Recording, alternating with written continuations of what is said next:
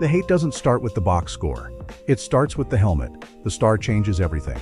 I can watch the same throw on film from Dak Prescott and from another quarterback across the league, and I know for a fact it will be judged differently the moment it comes out of his hand in Dallas. That's not emotion. That's reality. That's the Cowboys' tax. That's why this conversation matters, and that's why it never really goes away. I'm Carlos Eduardo, and today I'm not here to defend Dak like a fan or bury him like a troll on social media. I'm here to tell you why the noise around him is louder, harsher, and more unforgiving than almost any other quarterback in this league, and why pretending otherwise is just lying to yourself as a Cowboys fan. From my perspective, the Dak Prescott discourse has very little to do with whether he can play the position.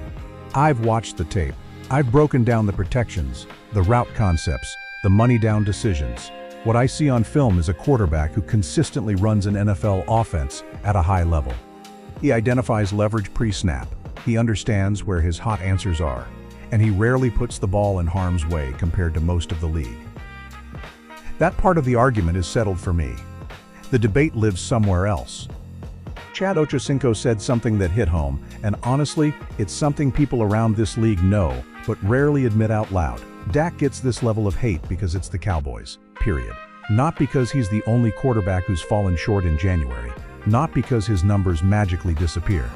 It's because he plays under the brightest lights in football, at Jerry World, carrying a brand that hasn't lifted a Lombardi since the 90s. Every throw becomes symbolic. Every loss becomes historic. Every mistake becomes a referendum on the entire franchise. If I'm being honest with Cowboys fans, a lot of the criticism aimed at Dak is really frustration with time. Time since the last Super Bowl. Time since the days when this team set the standard instead of chasing it. Dak isn't just judged as Dak Prescott, the quarterback. He's judged against ghosts, against Staubach's aura, against Eichmann's rings, against the echoes of Emmett grinding defenses into dust and Irvin bullying secondaries with swagger and violence. That's not fair, but fairness has never lived in Dallas. What I see on film also tells me something else that doesn't get talked about enough. Dak has played his entire prime in a constant state of organizational tension.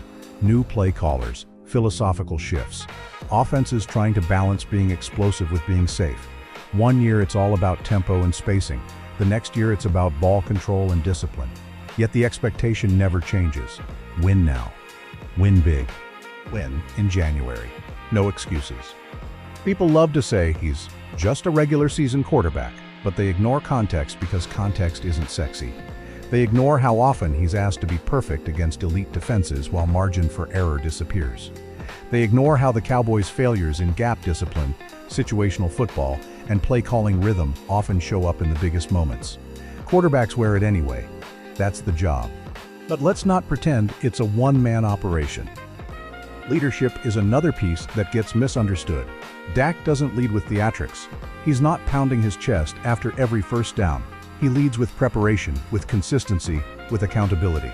Inside that locker room, that matters. Outside of it, fans want fire. They want visible dominance. They want something they can clip and turn into a narrative. Calm leadership doesn't trend. Wins do. Rings do. Everything else gets drowned out. And here's where the Cowboys part really kicks in. In Dallas, being good is meaningless. Being competitive is irrelevant. This isn't Jacksonville. This isn't Cleveland. This is America's team. You don't get credit for being solid. You get remembered for banners. That's why quarterbacks with similar resumes in smaller markets get patience, while Dak gets crushed. Their losses fade. His losses replay on loop. The NFC East doesn't help either. Every week is personal. Eagles fans measure their joy by Dallas pain. Giants fans live for the chaos. Washington circles Cowboys games like it's their Super Bowl. AT&T Stadium isn't just a home field, it's a stage. Playing under those lights means every stumble feels louder, heavier, and more permanent.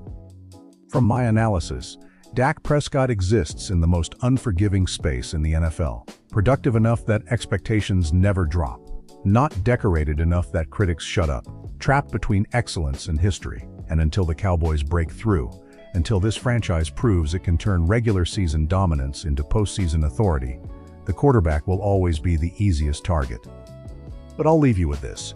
The next Super Bowl ring for this franchise won't come from tearing everything down every time January hurts. It comes from clarity, from discipline, from finally aligning talent, identity, and moment. Dak Prescott may or may not be the quarterback who finishes that story. That part is still being written. What I do know is this: as long as he wears the star, the pressure won't ease, the hate won't fade, and the standard won't change. That's the price of being the Cowboys, and championships are the only receipt anyone accepts.